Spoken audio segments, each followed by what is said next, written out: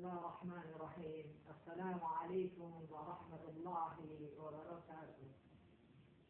إن الحمد لله نحمده ونستعينه ونستغفره ونعوذ بالله من شرور أنفسنا ومن سيئات أعمالنا.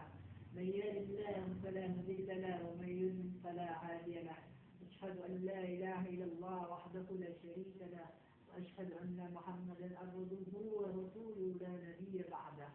أما بعد فيا عباد الله أوصيكم أو لنفسه كتاب الله.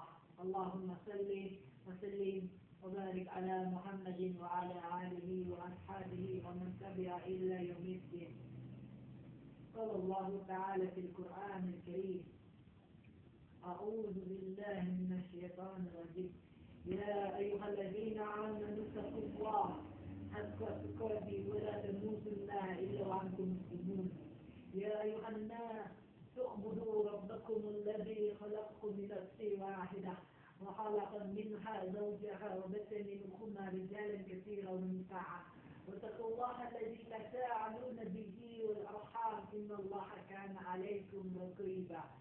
فيا عباد الله فإن أصدق الحديث كتاب الله وخير الهدي هدي محمد صلى الله عليه وسلم وشر الأمور محدثتها وكل محدثة بدعة وكل بدعة دلالة وكل دلالة في النار.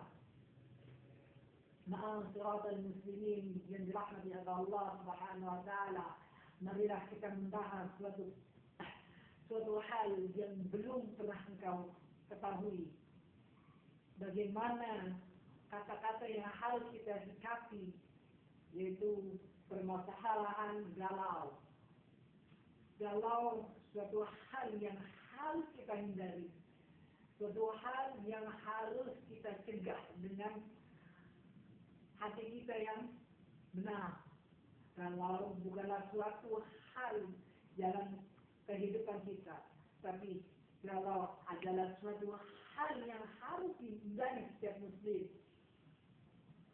Karena apa? Galau itu adalah suatu hal, kata-kata yang baru yang terjun di muka bumi ini, yaitu yang diiklankan oleh artis-artis yang tak bermutu hal itu.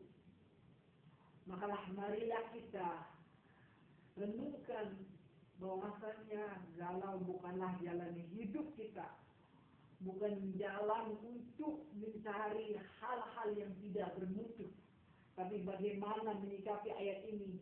Padahal Allah Subhanahu wa taala berfirman dalam ayatnya, Ya ayyuhalladzina amanu ista'inu bis-sabri was-salah wa innaha lakabiratun illa 'alal khashi'in. Wahai orang-orang yang beriman, disinilah ayat ini menjelaskan seseorang untuk bersabar, bukan seseorang galau dalam permasalahan, bukan galau dalam menghindari masalah, bukan galau dalam masalah cinta, apalagi galau dengan masalah hal-hal yang tidak berkaitan dengan agama. Galau bukanlah jalan hidup bagi manusia. Hindari galau. Galau hanya bisa, hati ini bisa menjadi gundah. Karena galau bukanlah suatu hal yang kita harapkan selama ini. Tapi kita harus berharap karena Allah Subhanahu wa taala. Itulah sikap seorang muslim yang harus antum posting atau ikhwan semuanya yang melihatnya. Perlu diketahui, saudaraku yang budiman, seagama, seislam, muslim, dan seluruhnya. Perlu diketahui ayat ini dalam yang saya sebutkan, saya renungkan dalam ayat ini dalam surat Al-Baqarah ayat 153, bahwasanya sabar ini direnungkan bagi setiap muslim.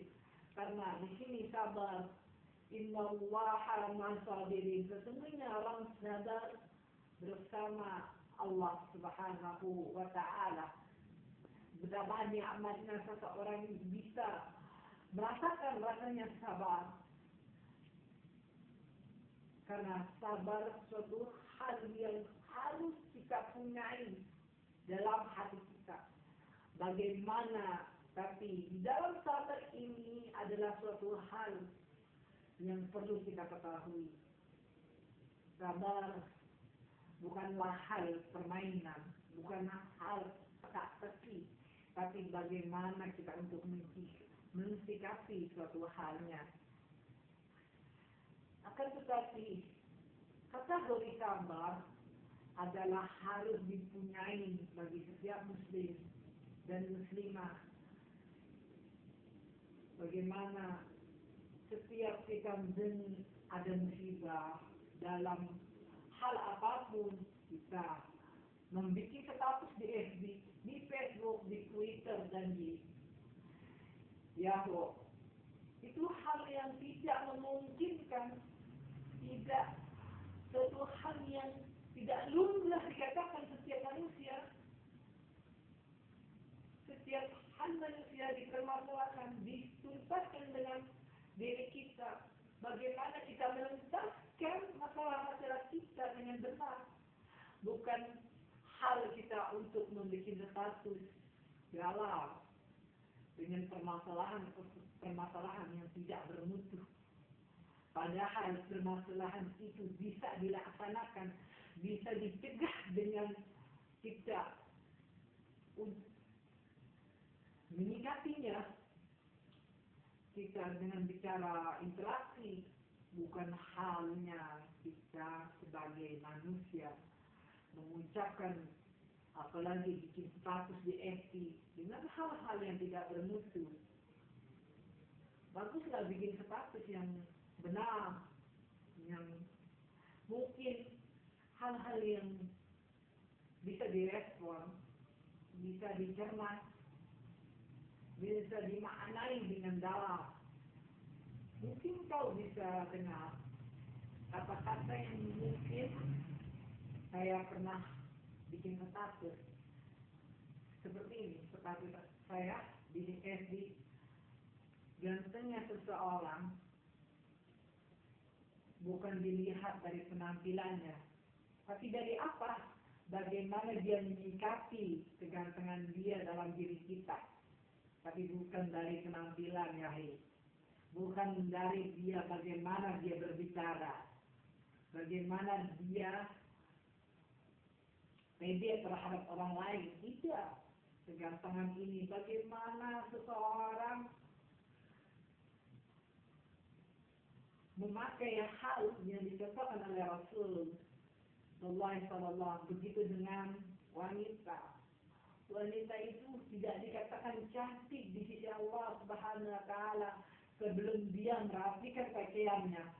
Terkadang seorang wanita dengan lenggangnya dia memakai, mengumbar auratnya, mengumbar sebuah hal yang tidak dicerna oleh mata lelaki, hingga lelaki itu menjadi suatu hal yang dicerna seseorang.